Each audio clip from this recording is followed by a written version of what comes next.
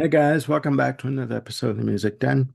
I'm your host, Armando Venditti, hoping you guys are having a good day and that you're looking after yourselves and one another. In this episode of the Music Den, I'm going to be doing another installment of Live Album Spotlight. I haven't done one of these in a while, so it's about time I do one. I will be continuing my Live Album Spotlight series on Rush with their release, A Show of Hands.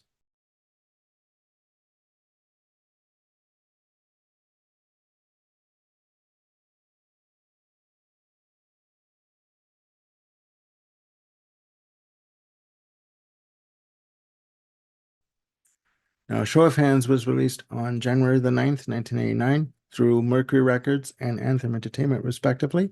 It was produced by the band. It reached number 21 in the US charts, number 12 in the UK charts, and number 7 in the Finland charts. A Show of Hands had three singles released from it: Closer to the Heart. I was going to say Closer to the Heart.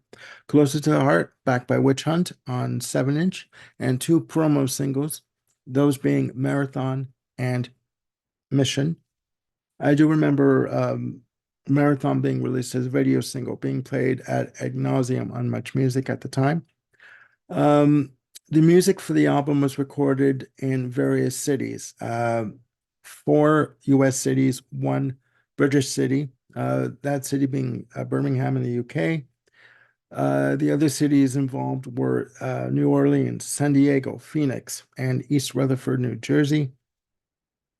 There are 15 tracks on the album, 13 of which were recorded on their Hold Your Fire tour from 1988. Two tracks, those being Witch Hunt and Mystic Rhythms, were recorded on the Power Windows tour from 1986. Fantastic album, clocks in at 74 minutes plus. So for the CD release, there was no reason to omit any tracks due to time restrictions, as they had to do for All the World to Stage. The material for this album focuses solely, with the exception of one track, on their 80s output. Starts off with 53-second taped introduction, and among the theme music was the theme music for the Three Stooges. So, Rush were never one to take themselves very seriously at all.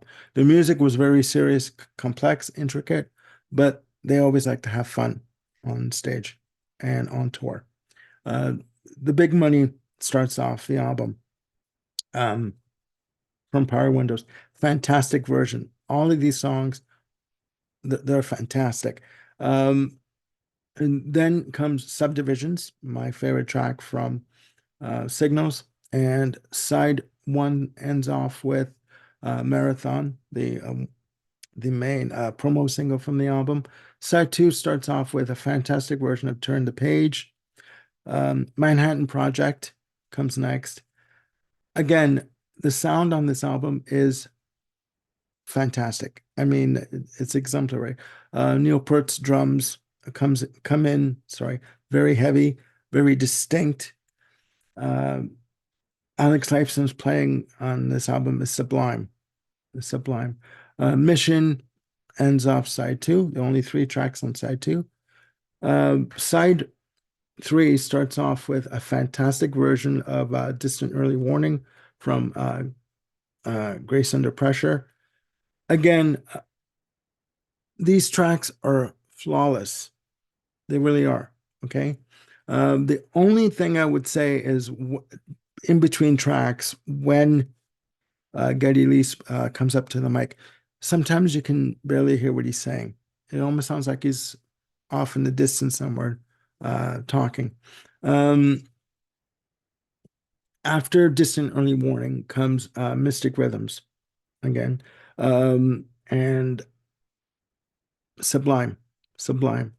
Witch Hunt is next, and the fourth and final track on side three is a track called The Rhythm Method, which basically is a drum solo from Neil Peart. Clocks in at 4 minutes, 37 seconds. Now, this drum solo, it's not just, um, banging the bass drum or a snare just to get a reaction from the crowd. There is a lot of audience response on this album.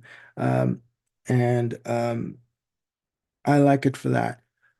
The rhythm method is a very rhythmic track, very bass drum heavy. And the track itself was developed by Neil Peart over various tours. He kept some parts, added some more elements, took away some others, but the basic sketch of the track has been the same throughout the 80s and into the 90s, and basically up until their final tour. Very rhythmic, very heavy, very, dare I say it, ass shaking, as I like to say. Um, Next up on side four is starts off with Force 10 from Hold Your Fire. And then Time Stand Still, the single that they released from Hold Your Fire with featuring Amy Mann on backup vocals. They do use Amy Mann's taped vocals on this, which is, which is fine. Is, there's no harm, no foul there. It's, they can do whatever they want. Up next is a fantastic rendition of Red Sector A, uh, which is always a crowd stopper at these shows. Fantastic, fantastic. It ends with Closer to the Heart, um, which clocks in at 4 minutes 54 seconds. Now, what they do at the end of the track is they go into a bit of an improv on the bass uh, and guitar and drums, almost like a reggae rhythm, but I wouldn't say that. It's a playful track, a playful version of the song. And when you see the video, you see what I mean, because you'll see Alex Lifeson running up to the second level of the stage and sort of just coming in on guitar very slowly. They're having fun with this track. Um, m- my, I guess you'd say, critique or criticism of the album is it's a safe album. And when I say safe, I don't mean it in a bad way.